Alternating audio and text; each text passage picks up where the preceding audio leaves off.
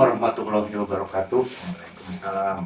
Pada rekan-rekan SMM semua, sesuai dengan apa yang saya informasikan bahwa saat ini saya sudah dengan Kang Apip, yang kebetulan beliau ini adalah salah satu peserta seleksi penerimaan PPK ya, Kang, dari Kecamatan Kasokandel. Yang beliau merasa bahwa menurut versinya proses yang dilalui dalam seleksi tersebut kurang memenuhi semangat transparansi ya, Kang Apip ya. Iya, betul. Coba Kang Apip ceritakan, Kang Apip, yang dari mulala supaya masyarakat juga jadi paham gitu. Iya, jadi kan sesuai dengan pengumuman dari KPU Kabupaten Majalengka kan bahwa ada penerimaan calon PPK untuk kecamatan, masing-masing kecamatan, 26 kecamatan di Kabupaten Majalengka, dan tiap peserta itu memang harus di pendaftarannya itu lewat aplikasi Siatba ya, buat punya KPU gitu kan. Jadi calon itu memang membuat itu dan mengupload persyaratan di sana. Tapi juga nanti hard copy-nya itu diserahkan setidaknya sebelum ujian lah, sebelum ujian CAT gitu kan diserahkan. Sampai proses sana sih memang tidak ada masalah ya, lancar aman gitu kan. Sampai ujian gitu kan di salah satu SMK di negeri Majalengka gitu kan, ujian CAT tertulis.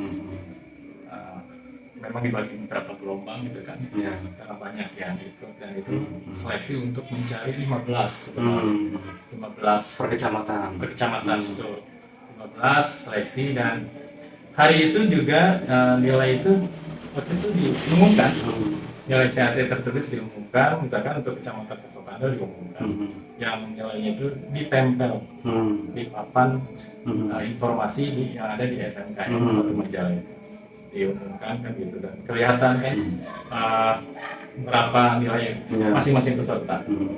Nah, bagi mereka yang dinyatakan lulus dari tes tertulis itu, tapi memang tidak dijelaskan, mungkin diambil ranking lah 1 sampai berapa, 15 misalkan.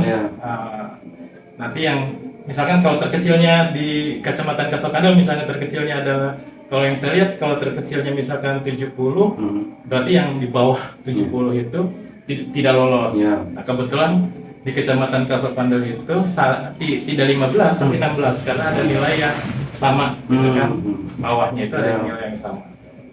Nah, mereka-mereka yang lulus kemudian diberitahu, diinformasikan ada pengumuman untuk tahap selanjutnya, tahap wawancara. Nah, itu tanggal 13 wawancara itu untuk yang Kecamatan Kasokandel. Kalau saya kebagian tes tulisnya itu tanggal 13. Nah, wawancara itu, tapi memang tidak ada penjelasan secara rinci wawancara itu apa, tapi ya kalau yang informasi yang dipajang di SMK 1 itu hasil dari tes tulisan. Hasil tes tertulis ya? Hasil tes tulisan CAT. Jadi pada saat itu tes, langsung dipajang gitu, siangnya atau apanya? Beberapa waktu setelah selesai itu diumumkan oleh panitia ya. Panitia ada KPU juga. Kalau yang Kecamatan Kasokandel kan kelihatan.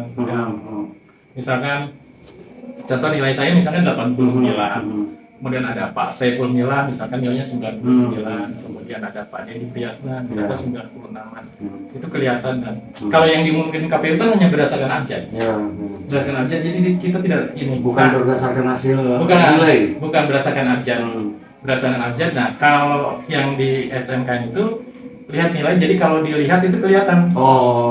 Jadi yang pertama itu misalkan Pak Saiful Mila, itu kan nilainya tertinggi 99 gitu kan, kelihatan kalau di situ. Nah, kalau yang diumumkan oleh KPU hanya berdasarkan abjad, saya nomor 1 Andre, misalkan nomor 2 Aulia Afif, misalkan seperti itu. Nah, kalau didasarkan itu kelihatan sebenarnya ranking 1 sampai ranking 16 itu untuk Kecamatan Kasokandel nilainya itu kelihatan. Yang tadi saya sebutkan misalkan Pak Saiful Mila, Pak Dedi, kemudian Pak Bagus, itu kan nilai-nilai yang misalkan kelihatan nilainya berapa. Kemudian saya misalkan kan kelihatan. Nah, wawancara wawancara setelah itu dilakukan wawancara dan itu kan ada tiga tiga bagian besar lah yang dilihat itu. Kriteria ya. Ya, ada pengetahuan tentang kepemiluan, gitu kan. Kemudian ada komitmen sama rekam jejak. Ya. Nilainya itu maksimal 100 setiap bagian. Dan itu ditanyakan, gitu kan. Berarti kalau maksimal satu orang itu 300 nilainya ya. Kalau bagus nilainya Ya. 300. Nah, hasil harusnya itu objektif berdasarkan hasil wawancara. Barulah diambil kesimpulan misalkan subjektif dari komisionernya kan itu kan penilaiannya itu. Nah, sayangnya hasil tes wawancara ini itu tidak dipublish kan gitu, tidak diumumkan gitu kan. Jadi orang bertanya-tanya, peserta misalnya saya, yang kan diumumkan 10 besar yang 5 terpilih dan 5 pengganti. Nah ini kan ada kaget gitu kan, karena semua tahu lah nilainya kan gitu masing-masing. Nilai yang 11 sampai 16, kenapa bisa lompat ke nilai masuk ke kelompok misalkan 1 sampai 10, atau orang yang tadinya masuk 7 besar terlempar gitu kan. Ini kan jadi pertanyaan. Seberapa hebatkah gitu kan, atau seberapa baguskah mereka-mereka yang di luar itu? Apalagi misalkan nilai orang yang di bawah saya tiba-tiba misalkan naik gitu kan, masuk ke terpilih. Orang yang nilainya tinggi misalnya ada Pak Ivan misalnya nilai tertinggi, dia terlempar, dia hanya sebagai pengganti misalkan kan gitu. Jadi kan bertanya, berapa sih nilai wawancaranya gitu kan gitu. Ada ya, kalau di Kecamatan Sekup Kasokandel sebenarnya kan bisa terlihat mana orang yang aktif, mana yang tidak. Track recordnya itu sebenarnya bisa kelihatan. Jelas ya. Iya. Kalau orang-orang yang kita ngelihat orang yang baru, apa di situ misalkan untuk yang rekam jejak, ada riwayat pengalaman kepemiluan, berorganisasi, pengalaman kerja dan pendidikan, itu kan bisa dinilai ya. Kalau yang teknis kepemiluan mungkin kan masing-masing yang hafal atau ada dengan pengalaman itu bisa menjawab kan gitu. Tapi kalau pengalaman kan tidak bisa ya. Nah, kalau pengalaman kan itu tidak bisa. Orang bisa ngelihat orang yang jejak rekamnya berorganisasi misalkan, ataupun pengalaman kerja. Ya masa yang baru misalkan karki meletek bisa mengalahkan mereka misalkan yang punya pengalaman. Nah ini kan kalau yang saya tangkap, saya lihat kemarin kan ada demo ya. Itu kan keresahan yang sama gitu kan. Terutama mereka yang punya pengalaman di 2019. Banyak yang tidak masuk gitu kan. Jadi pertanyaan kan gitu. Kenapa gitu kan seperti itu. Makanya sih kalau saya berharap itu dibuka lah gitu kan. Oleh KPU dibuka. Kok yang CAT bisa diumumkan, walaupun itu diumumkan di SNKN ya. Satu Majalengka itu bisa diperlihatkan. Kok yang wawancara tidak? Betul. Ini kenapa gitu kan gitu. Memang dari proses awal bukannya itu harus juga diawasi oleh Bawaslu kan? Iya, Bawaslu kan memang sesuai kewenangannya memang mengawasi tiap tahapan tahapan penyelenggaraan pemilu, mulai dari perencanaan sampai seleksi ini kan karena PPK, PPS dan selanjutnya KPPS misalkan itu kan memang menjadi bagian dari penyelenggaraan pemiluan gitu kan gitu. Nah, yang dikhawatirkan adalah kalau misalkan yang satu jelas, yang satu gelap jadi buram, suram gitu kan. Ini mereka yang terpilih ini, yang 5 lah misalkan yang terpilih, yang 5-nya kan pengganti kan. Apakah memang itu sudah memenuhi kompetensi yang dibutuhkan? Gitu kan gitu. Ini kan jadi pertanyaan. Dan menurut saya menjadi gangguan psikologis khususnya bagi mereka peserta pemilu, yaitu perseorangan yang di DPD dan partai politik untuk calon anggota legislatif, gitu kan. Ini kan dan juga nanti mungkin untuk calon presiden dan wakil presiden. Ini kan jadi remang-remang gitu kan. Dan artinya mungkin jadi rentan rentan merubah-rubah ya, seperti rumor kemarin gitu, data-data. Iya, kalau seleksi dari petugas penyelenggara pemilunya itu kompetensinya juga dipertanyakan. Kompetensinya dipertanyakan karena ada yang dikurangkan gitu kan, ada yang digelapkan gitu kan. hasil seleksinya itu kan menjadi banyak tanda tanya gitu kan. Dan ini kan sebenarnya poin penting bagi Bawaslu. Kasus ini kan gitu, kalau yang saya menurut saya ini kasus ini kan mereka akan berjuang untuk mengamankan suara publik, suara publik kan yang lewat pemilu kan gitu, berdasarkan pilihan mereka, aspirasi mereka. Bawaslu menurut saya mempunyai kewenangan untuk mengawasi setiap tahap. Ini kan beda, tidak seperti misalkan ada pelanggaran kampanye misalkan di tempat ibadah atau tempat pendidikan. Ini bukan tentang misalkan ada oknum menerima suap, misalkan, bukan seperti itu. Ini kan membuka informasi gitu kan gitu, membuka informasi kepada masyarakat gitu kan, dan juga peserta. Ini loh gitu kan, mereka layak karena memang memenuhi kriteria ini. Wawancara mungkin subjektif untuk komisioner, tapi kan berdasarkan objek yang ditesnya kan gitu. Bukan subjektif yang membabi buta berdasarkan suka tidak suka gitu kan gitu. Titipan siapa? Orang kan jadi bertanya ini. Akhirnya kan karena diburam kan akhirnya bertanya-tanya liar kan. Jangan-jangan ada titipan, jangan-jangan ada deal tertentu gitu kan, seperti itu. Nah, lebih baik itu dibuka saja. Kalaupun misalkan saya wawancaranya gagal nilai 0, kenapa bisa 0 gitu kan? Apakah pengalaman kerja, pengalaman organisasi itu menjadi 0 misalkan kan gitu? Itu kan jadi pertanyaan. Dan saya rasa ketika ditanya teknis pemilu juga bisa menjawab gitu kan gitu. Nah ini kan jadi bertanya-tanya gitu kan, kenapa gitu kan? Ada apa? Kalau memang pemilu itu harus memenuhi azas beradil dan jujur, maksud membebas rahasia adil dan jujur, ini kan jadi pertanyaan. Apalagi dengan prinsip ada kepastian hukum, ada integritasnya juga harus ada gitu kan, profesionalisme, transparansi gitu kan. Jadi orang kan bertanya, harusnya itu mencerminkan itu kan.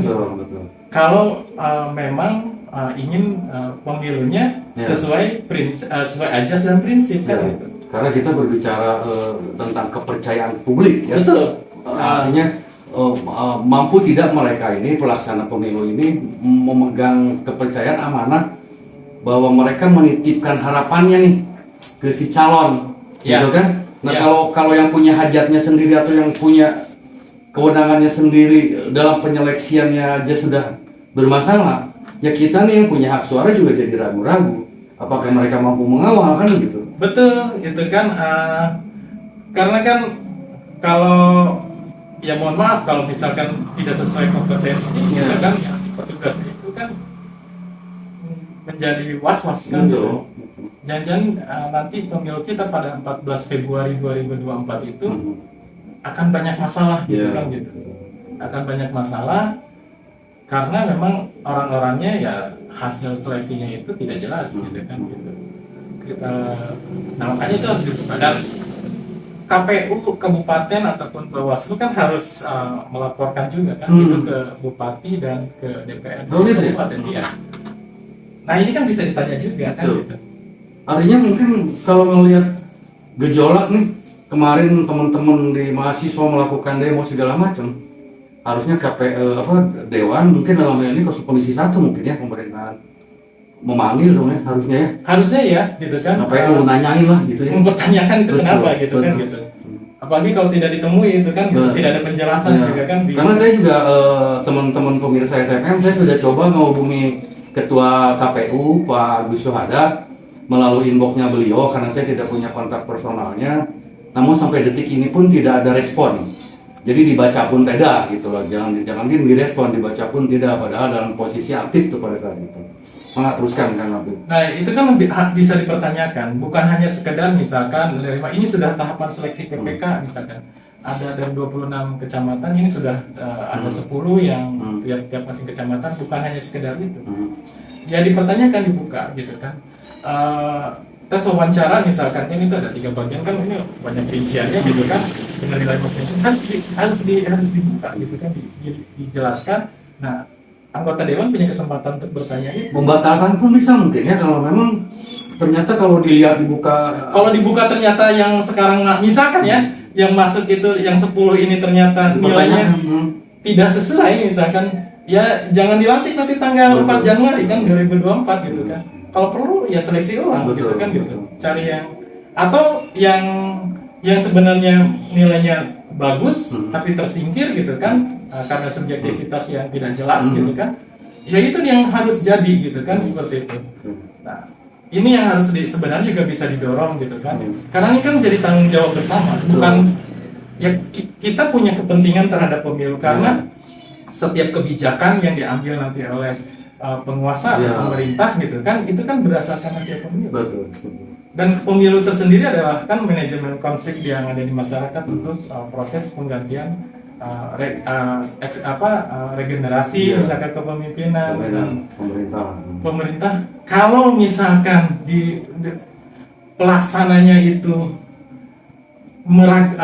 buram gitu kan tidak jelas gitu kan, ini kan sayang sekali. Betul.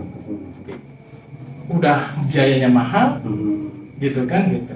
Dan ini kalau terjadi seperti kan akan menurunkan kepercayaan masyarakat. Apalagi juga kalau saya baca di beberapa komen tuh di grup SMM itu sepertinya juga apa yang dialami ke Kang Apip ini di beberapa kecamatan juga sepertinya terjadi. Cuma mungkin rekan-rekan di kecamatan yang lain tidak mau berbicara mungkin, atau mungkin tingkat pemahamannya mereka juga tidak bagus, atau tingkat penerimaan informasinya juga tidak selancar Kang Apip yang dekat ke Majalengka ya. Ya mungkin bisa jadi seperti itu. Terus dengan adanya demo yang dilakukan oleh mahasiswa itu juga menjadi pendorong ya. Apa yang saya rasakan, saya alami juga ternyata tertangkap aspirasinya juga oleh mahasiswa yang demo. Kan memang ada sinisme bahwa demo lagi berapa orang, hanya ratusan atau puluhan orang, bukan masalahnya itu, substansinya itu gitu kan. Toh kalaupun misalkan banyak kan emang bisa ditangani nantinya kan gitu. Nah substansinya itu yang harus diangkat, dan bupati ataupun dewan gitu kan punya kepentingan karena mereka ini kan jabatan politik. Jabatan politik, apa yang terjadi kalau misalkan ini diserahkan kepada orang yang tidak tepat? Akan banyak kemungkinan yang menurunkan kualitas demokrasi di kita, khususnya Majalengka misalkan dalam seperti ini. Kasus-kasus misalkan pelanggaran pemilu ataupun misalkan suara-suara misalkan yang hilang ataupun yang bertambah tiba-tiba, ya bisa mungkin gitu kan, karena ya dengan kualitas orang yang menanganinya tidak jelas gitu kan, diragukan kompetensinya, integritasnya, berarti kan ini kan masalah gitu kan. Apalagi dengan isu titipan misalkan bagi-bagi misalkan seperti itu, jadi menguat kan gitu. Nah, kalau misalnya memang banyak kecurigaan lah bahwa ini tugas PPK ini sebenarnya sudah ada jatah lembaga gitu ya, ormas-ormas tertentu. Ya kalaupun memang seperti itu, kenapa nggak diserahkan ke mereka saja untuk seleksi di internal? Iya, ya kan? Kalau memang tinggal yang sudah matang kasih tuh ke KPU datanya ke orangnya.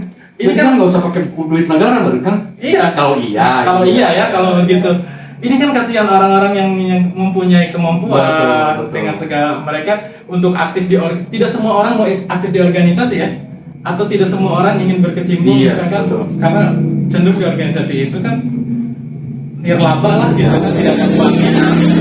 Mereka berinvestasi di sana dan mereka mempunyai pengetahuan, kemudian ikut, ternyata digugurkan hanya untuk kamuflase tertentu kan gitu. Nah itu berbahaya kalau seperti itu. Orang-orang yang baik, orang yang terbaik yang ada di Majalengka di 26 kecamatan, untuk apa ikut gitu kan gitu, seperti itu. Sudah pesimis terlebih dahulu seperti itu. Artinya kalau kata bahasa Kang Apip kita ngobrol tadi itu ada pelecehan intelektual, profesional gitu kan ini. Orang untuk berinvestasi sampai S1 itu kan butuh waktu, tenaga, biaya kan gitu. Hasil ini gitu kan misalkan yang tidak jelas gitu kan, tadi melecehkan intelektualitas, melecehkan profesionalitas, dan melecehkan akademis gitu kan gitu, seperti itu. Ini kan menjadi, menurut saya harus ditangani dengan baik lah, dengan segera. Tidak bisa misalkan dijawab dengan diam, misalkan pasif gitu kan gitu.